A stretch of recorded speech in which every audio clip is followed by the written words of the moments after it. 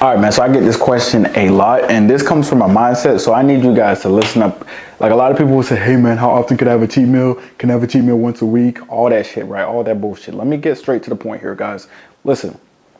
Whether or not you can have a cheat meal is going to depend on where you are in your journey. If you're 40% body fat, 50% body fat, 30% body fat, you had enough cheat meals. That's why you're 30% body fat. You don't magically get to 30, 40, 50% body fat without having cheat meals 90% of the time, 90 to 100% of the time, all right? So what you need to do is to make it a lifestyle. You need to make eating healthier lifestyle. You need to make eating lean. You need to surround yourself with better foods. You need to incorporate more lean habits, all right? Like the lean habit video I made, you need to incorporate more of those consistently so you can become the person that can not only reach but also maintain your goals. Once you become that person, you can throw in a cheat meal here and there, but you're most likely not gonna, think about it as much because you'll have overcome that thought process of, food controls you. Because when you're thinking about having a cheat meal, in all honesty, food has control over you, okay? Food has control over you. Sugar is an addiction, food is an addiction. So if you're always constantly thinking about cheat meals, food has control over you. During the journey, during the process in the journey, you become a stronger person. You become more disciplined. So food no longer has control over you. You're going to be like, you know what? I'm going to eat like this until I get to 10% body fat. Then once I get to 10% body fat, I might have a cheat meal here or there. Then once you get to 10%, you'll have a cheat meal. You reward yourself, right? You'll be thinking in that mindset, right? For me personally, I eat good 90% of the time, but I actually eat good 90% of the time. It's not a rough estimate. I actually eat good 90% of the time, guys. 90% of 52 weeks, what is that, like 40 weeks out the year, 42 weeks out the year, something like that, right? So I'm consistent, 42 weeks out the year. The other weeks, once every other month or once a month, I might have a cheat meal here or there, but that's because I'm locked in 90% of the time. A lot of people that want cheat meals, they haven't been locked in for more than 1 week. All right. So here's the thing. If you're 50% body fat, you have a lot of fat, you've eaten like shit for a long period of time, you doing good for 1 week and then having a cheat meal would be equivalent to an alcoholic trying to get off alcohol, detoxing, having 1 good week and then having a shot, right? It's going to take you right back to your old habits. It's not going to work for you. You need to detox from all those foods, all that addiction mentality that you have with food. Like every time you feel stressed, you eat candy. Every time you feel happy or you watch a show, you eat popcorn or buttery popcorn, or you eat chips, or you sit on the couch and you just eat candy. You need to detox from that mindset. The only way to get rid of your cravings, guys, is to starve yourself of those cravings. If you don't starve yourself of those cravings, you won't give yourself enough time to replace those cravings with whole foods, right? Because the more processed foods you eat, the more processed foods you crave, right? So if you stop eating processed foods and you start incorporating, more natural sugars, more natural foods, you're going to crave that more.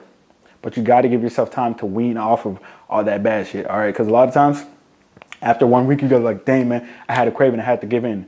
Obviously, you're not going to get rid of cravings in 1 week. That's literally impossible. It's going to take time. You're going to have 1 hunger pang, 2 hunger pangs. Your body's going to be like, wait, don't you usually, eat unhealthy? What's going on? So you got to give yourself time.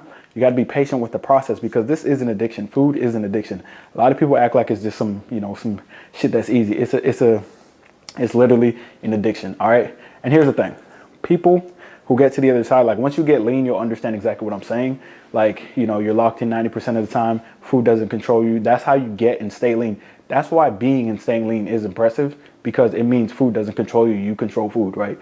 Food doesn't have a hold on you. Like when you're overweight, that means you've eaten to the point that you're now unhealthy, which means food has complete control over you. All right. So if you're thinking about cheat meals, that's just part of that same mindset of food having control over you. Because lean people, yeah, they have cheat meals. They think about cheat meals, but they are able to, balance that and put it in where they want to put it in. Right. So if they're like, for example, if a lean person's like maintaining or, they're going out of time, they're like, yeah, I'll have a cheat meal here, but I'll get right back on track. And because their baseline, they have their foundation, their nutrition's on point, they know how to grocery shop, they know how to track macros, they're very aware of what they're consuming, hyper aware of what they're consuming consistently, they'll never go overboard. Whereas, if you've never been aware of what you've been eating, if you're overweight, if you've always been eating like shit, if everyone around you eats like shit, you having one cheat meal might turn into a cheat day, might turn into you going right back to your old habits, right? So my recommendation is if you're 30, 40, 50%, even 20% body fat, and you're trying to get lean, stop fucking thinking about cheat days. Forget about cheat days. You had enough cheat days to get from 20 to 50% body fat, to be honest. Focus on really making this a lifestyle, changing your mindset, shifting your perspective on food, and having control over food. I see way too much. People are like, man, I deserve a cheat meal. And I'm like, dude, you're big as hell. No, you don't. Like, you look down, you can't see your dick. Why are you saying you deserve a cheat meal? you do not deserve a cheat meal. Like that's just a mentality that's going on in your head, and that's what's keeping you where you are. You keep telling yourself you deserve this shit, when in reality you don't, because you haven't even put the work in. All right, and thinking of food as a reward in the first place is already fucked. Food is fuel. Food is the number one thing. Nutrition is the number one thing that'll prevent majority of conditions that we have in America: type 2 diabetes, high cholesterol, high blood pressure. That's what food is. Food is medicine. All right. When you think of food as a reward or something you do when you're bored, yeah, you're never going to reach your goals. All right. So you want to start viewing food as just that, as fuel. All right, as medicine. Too many of you guys view food as, oh my God, I can't wait to have a cookie. Caramel cookies opening. Did you see the new brownie? Baby, did you see the new brownie? All that bullshit, bro. And that's why you're not going to reach your goals, because you're looking at food as some recreational, something recreational. It's not something recreational. All right, stop over consuming.